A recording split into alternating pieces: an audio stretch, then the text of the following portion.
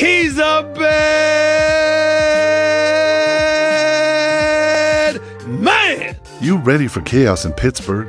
41-year-old Aaron Rodgers, fresh off a rocky stretch with the Jets, just inked a one-year deal for $13.65 million with $10 million guaranteed, rising to $19.5 million in incentives. That's not just a contract, it's a statement. And the Steelers didn't stop there.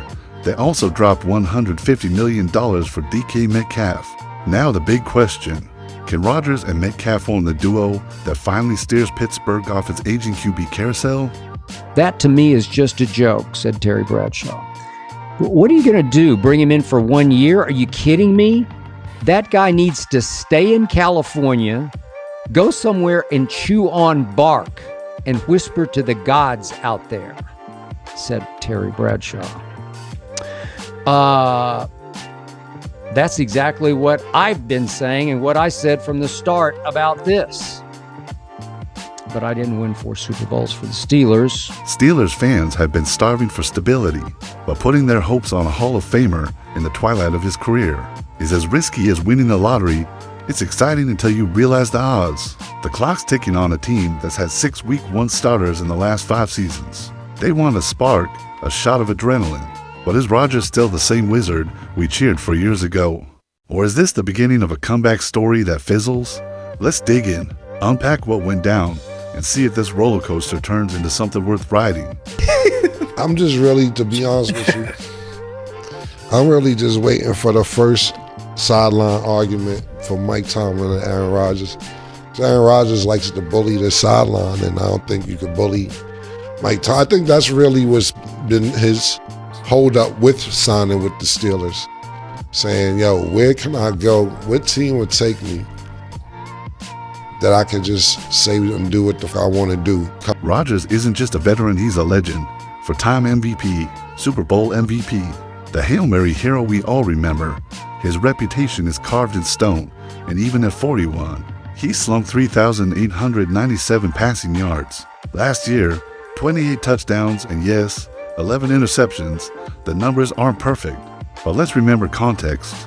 He's recovering from a major Achilles tear, and the Jets' offense was inconsistent at best, yet Rodgers showed grit from Week 13 onward. Whose fault is that? Theirs. Consistency. They had an opportunity. They could have, when they had Ben Roethlisberger and they thought Brand was going to play like Tom Brady. You know he wasn't, because he's been involved in too many crashes. He's taking too much punishment. So what you do is that what good teams do, what did Kansas City do? Draft a quarterback, and they still had one on the roster. What did Baltimore do when they had Joe Flacco? You were there. They drafted a quarterback. You see what good team, what did Green Bay do? Draft a quarterback. What did Green Bay do with Aaron Rodgers? Draft a quarterback. You see what everybody does? He delivered a 3-to-1 touchdown to interception ratio with a 98.7 passer rating. That late season pop is proof he's still got wrinkles of brilliance. In a league that worships youth, Rodgers reminds everyone that experience still matters. He's slung strikes with surgical precision. Cold-blooded in crunch time, that momentum could be huge for Pittsburgh, but it depends on whether it lasts. This isn't just another QB swap. The Steelers have rotated 6 different Week 1 starters in 5 seasons. Are you on the TB12 method? I'm not. Why not? Don't you want to play till you're old? I am old. Yeah. And I'm still playing. I know. Oh, you know. What makes you the most mad about being in the NFL? What? What makes you the most mad about being in the NFL? Most and I think mad? you heard me the first time, but I'll say it again. Probably commissioner. Yeah. Yeah. What's up with that dude? Ben, Trubisky, Pickett, Fields, Wilson, and now Rodgers, that's not a quarterback plan. That's a fortune teller's crystal ball practice in progress. Fans have been spun in circles like a kid at a carnival ride, hoping each twist ends in fireworks, only to stumble off dizzy and disappointed. They finally dropped Rodgers' name in the guest book, but hope doesn't hold up a stat sheet. Will this be different? Or is this just another season chronicling the same old swings? The pressure is palpable. It's quarterback roulette with home field stakes. I'm ecstatic because I'm a lifelong Steelers fan. Let me be very, very clear. I'm ecstatic because you ain't have no quarterback. I know Aaron Rodgers wasn't great last year. I know he hasn't been great over the last several years, okay? But the bottom line is this is one of the greatest quarterbacks who have ever played the game. On his worst day, he's better than an average quarterback. And when you look at the Steelers quarterback room of Mason Rudolph, Skylar Thompson, and Will Howard, who you just drafted out of Ohio State, you're right, they desperately needed Aaron Rodgers. And Pittsburgh isn't looking for consolation. They want to break through. Enter DK Metcalf, physical freak, route running savant, and recently extended for 5 years at $150 million. It's a mutual bet. Rodgers gets a target worthy of his arm. DK gets a leader to deliver touchdown drives. They've been working out together this spring. Chemistry bubbling on and off the field. You can practically see it. Rodgers firing bullet routes. Metcalf extending defenders. Hands like glue.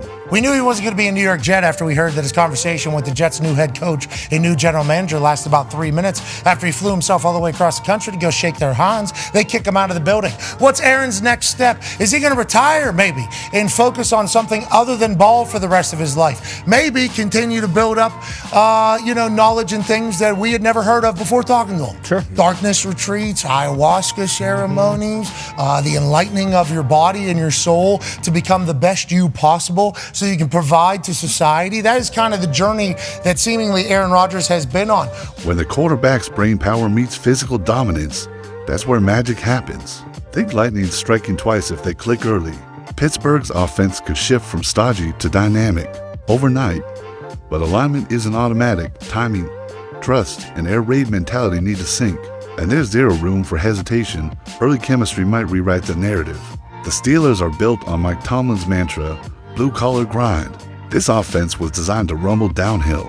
Job grind between the tackles. Arthur Smith leaned hard into that identity.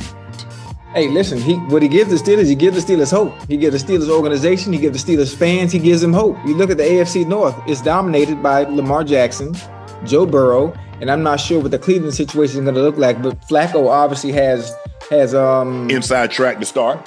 Yeah, inside track because he's been in the AFC North before, being in Baltimore and having success in Cleveland when he came in to start for Deshaun Watson when he got hurt. So Aaron Rodgers is better than everything that the Steelers have. Now they drop in Rodgers, a guy who threw the second most passes last season and took 40 sacks. That's like putting a luxury sedan engine in a bulldozer chassis. They've started rewiring the offense to Rodgers' strengths, stretch plays, play action, and empty backfield sets. But this isn't plug-and-play engineering. It's surgery, and no one in the NFL ever recovers that quickly.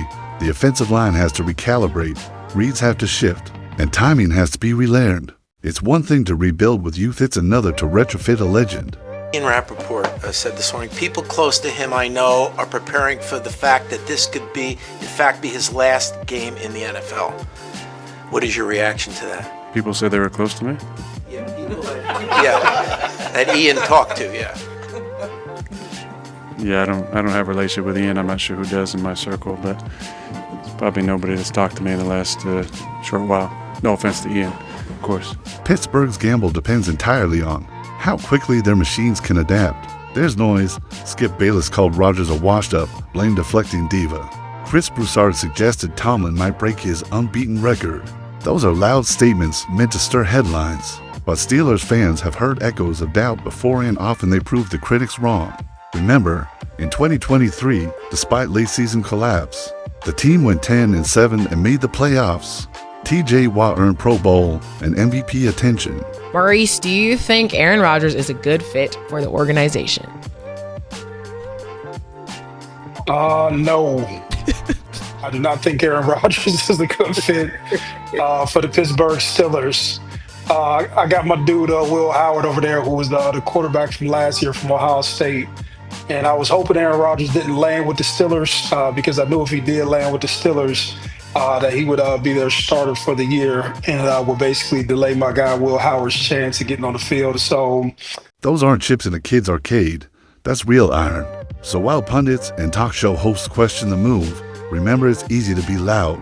It's harder to perform on Sundays in hostile crowds. Pittsburgh's reputation is built on proving people wrong one drive at a time. This unit's backbone isn't Rodgers, it's Watt. T.J. Watt terrorizes offensive lines.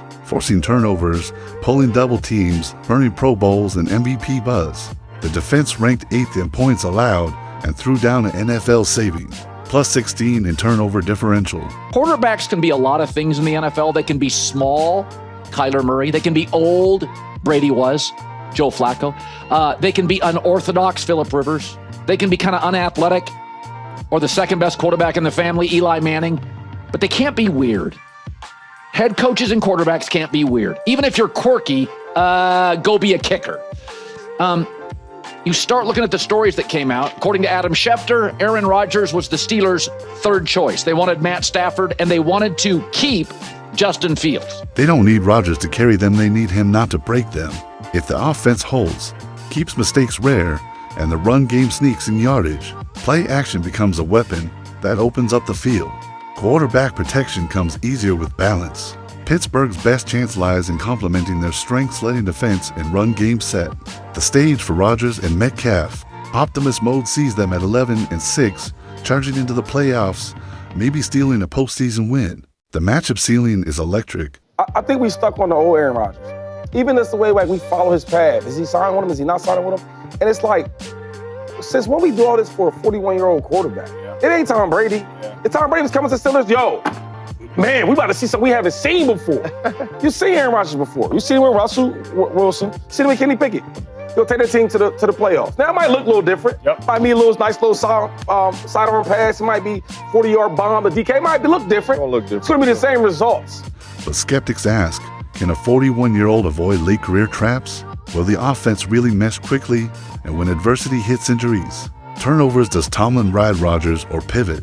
Rodgers' contract gives the team breathing room, freeing cap dollars to add reinforcements. Rumors swirl around adding players like Randall Cobb or even trading for Terry McLaurin. Mason Rudolph returns as backup, insurance against Murphy's Law. And talk of drafting a QB later hints at long-term planning. What's your stance on masturbation? You do it? What's your stance when you do it? Power stance. Wide legs? An old coach told me masturbation never gets out of hand. I think we're done here, Aaron. Unless you want to explain why your name has 2 A's. Oh, we're done. Unless you want to be honest and put your hair down. Is Rodgers the endgame or a placeholder? Could this be his redemption or final swan song? Only time will tell. Picture this. Rodgers starts strong, offense hums. Defense terrorizes opponents, Steelers hit midseason on fire. Metcalf hauls in deep stitches. Rodgers finds rhythm under pressure. Talk head switch from washed up to still got it. A potential playoff upset becomes plausible. Or flip the script. Rodgers stumbles, interceptions creep in. Play action misfires, momentum swings to the opposition. So guess what? Even with what they had in the locker room, you still have Russell Wilson and Justin Fields last year. He could be an upgrade from both of those dudes, which means that Aaron Rodgers would be the best quarterback that the Pittsburgh Steelers had in their stable over the last several years. And in the same division as Joe Burrow and Lamar Jackson, I'll be damned. I'll be damned if I'm going to be mad about that. The run game gets gummed.